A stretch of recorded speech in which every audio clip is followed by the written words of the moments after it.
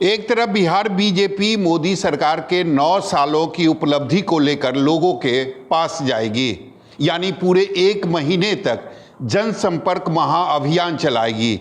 वहीं दूसरी तरफ जदयू 9 सालों को, मोदी के 9 सालों को किस तरीके से देखती है। इस वक्त हमारे साथ जदयू के नेता नीरज कुमार हैं। ये बताइए, 9 साल एक तरफ, 9 साल की उपलब्धि, दूसरी तरफ आप आज हवन कर रहे हैं। कि मोदी सरकार के 9 वर्ष का कार्यकाल 9 ग्रह के चक्र में पड़ा गया। देश के अंदर में इन्होंने जो वायदे किए, रोजगार का वायदा किया। 27 जुलाई 2022 को पार्लियामेंट में, लोकसभा में केंद्र सरकार कहती है कि 22 करोड़ से ज़्यादा आवेदक थे और हमने 7,22,133 लोगों को नौकरी दी।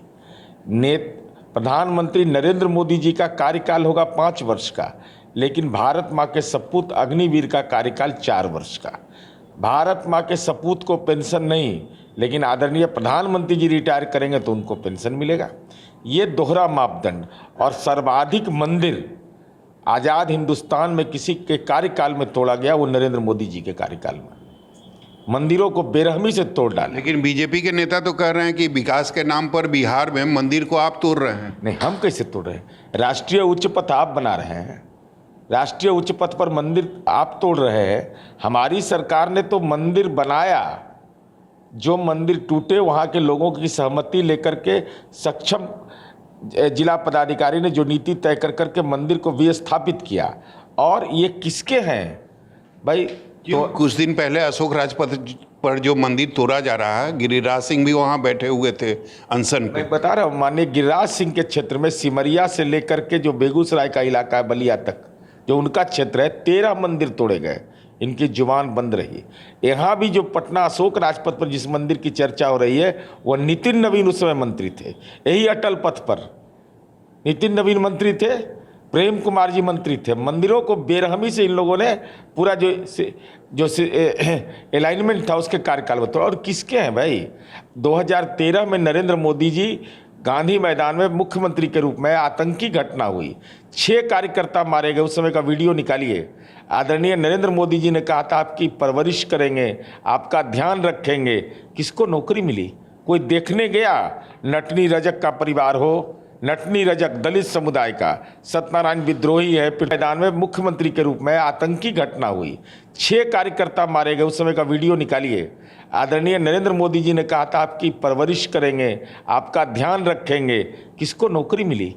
कोई देखने गया? नटनी रजक का परिवार हो, नटनी रजक दलित समुदाय का, सत्यनारायण विद्रोही है, पृथ्वी चौधरी है, अंजनी कुसुम है, मेघनाथ सिंह है, राम दहीन सिंह है।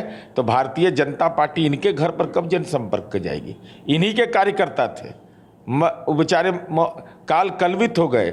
उनको देखने के लिए 10 वर्ष में नरेंद्र मोदी की पार्टी का कोई नहीं गया। लेकिन सर ये बताइए कि आप बीजेपी पर दोहरा नीति का आरोप लगा रहे हैं, वो आरोप आप पर भी लग सकता है। कारण अगस्त के पहले जब आप उनके साथ थे, तब ये सारी चीज़ें आपको नहीं दिखाई दे रही। नहीं, बिल्कुल।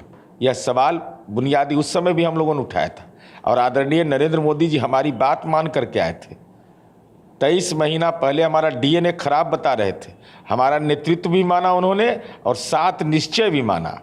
फॉलोअर बीजेपी रही है, लीडर नहीं रही बीजेपी। और हमारी बात को मान करके आए और हमारे साथ व्यवहार क्या किया?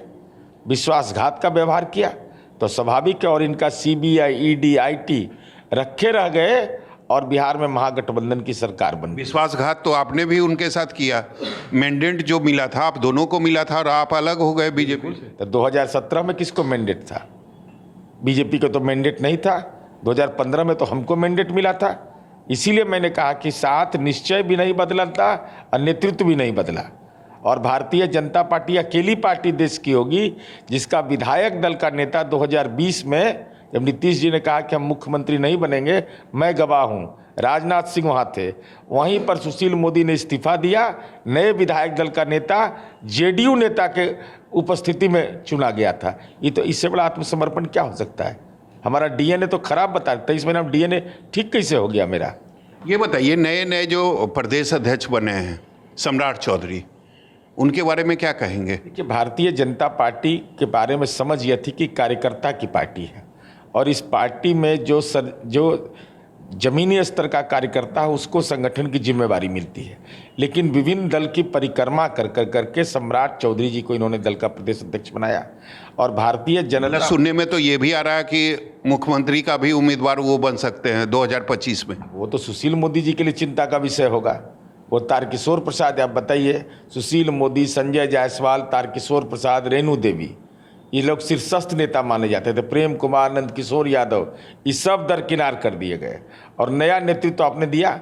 और नया नेतृत्व दिया तो ठीक है, देने का अधिकार आपको